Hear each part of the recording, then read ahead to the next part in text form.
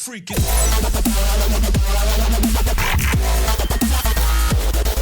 Alright guys, welcome to episode 2 of my Arena Brawl tutorial. This one is going to be about the maps, or well, in-game experiences and all that. This is the waiting lobby, / hub, whatever you want to call it. To your right and left, 3 o'clock and 9 o'clock, east and west, however you want to refer to them, is where the Arena Master, Magical Chest, and Join signs are located. Simple enough, the Arena Master lets you trade 2v2 win streaks for coins and keys. You can also buy keys with coins from him as well. The Magical Chest is where you use your keys, and your keys you get in-game from the Magical Key Power-Up, and in return get a random amount of coins, a hat, or an unlockable skill. You can see I have one key on the right side of my screen, and I will use it on the Magical Chest. Unluckily, I got coins in return. North of the spawn, where you spawn at is the south in terms of what I'm talking about, is the top 20 players on a leaderboard plaque type thing. It's a good way to see where or how far you have to go to get onto the board itself, because some people want to get to the top 20 like I do, but I don't know if I will. Dead Smack Center is the tutorial / informational panel. You can learn all the basics there, so if you need to know anything more, just go right to the middle. This is the map for 2v2 ranked matches. The little colored boxes are not part of the map. I am just using those as a reference to show where the power-ups spawn. The green block is for the healing power-up, and the healing power-up is in the middle under the bridge. It will first spawn between 30 seconds and 1 minute of the game timer. It heals 200 health. The red are the double damage. They are as they sound. They grant double damage for about 8 seconds, and they spawn in an alternating from each other's side. They are on top of the bridge on those little posts. The double damage always spawns a little while after the first healing power-up, and they alternate throughout the match. First healing, then double, then healing, and so on. The blue boxes are all of the possible locations for the magical key power-up. This one is the rare one. It only has a 10% chance of spawning in each game for both 4v4 and 2v2 maps, or matches, but when you pick it up, you receive one key to use on the magical chest in the lobby. Other than the power-ups, a few key points are the blocks in yellow. The two above, the two in the between cross sections on the bridge, are just pillars that hold up the bridge and are a good mechanic to use to dodge attacks. The other two that are on the opposite sides of the maps are the gates where the players will come out of when the game starts.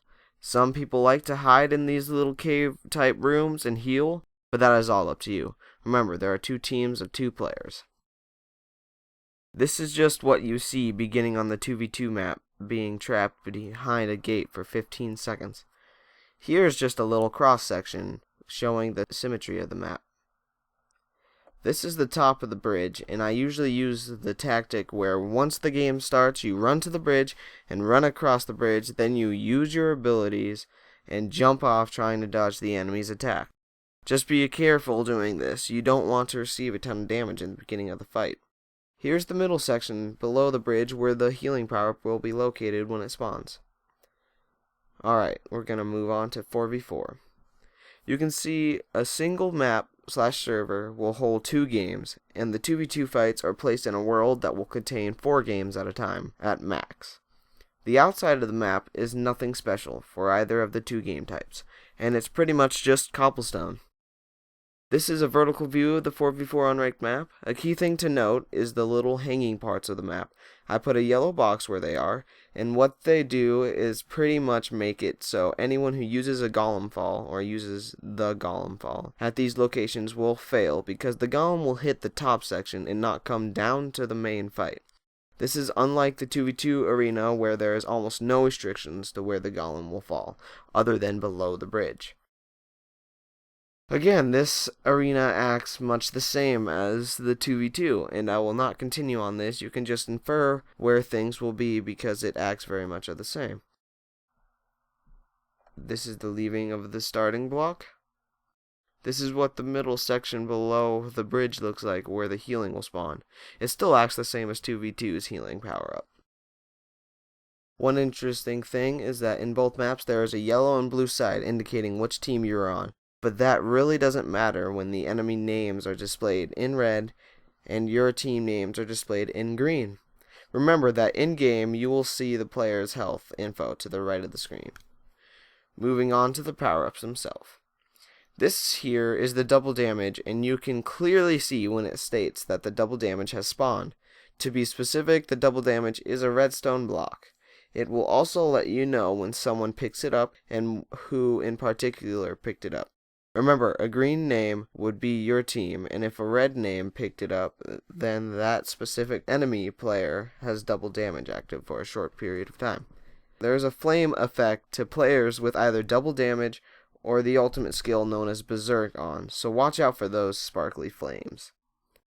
The healing power-up is respectively green.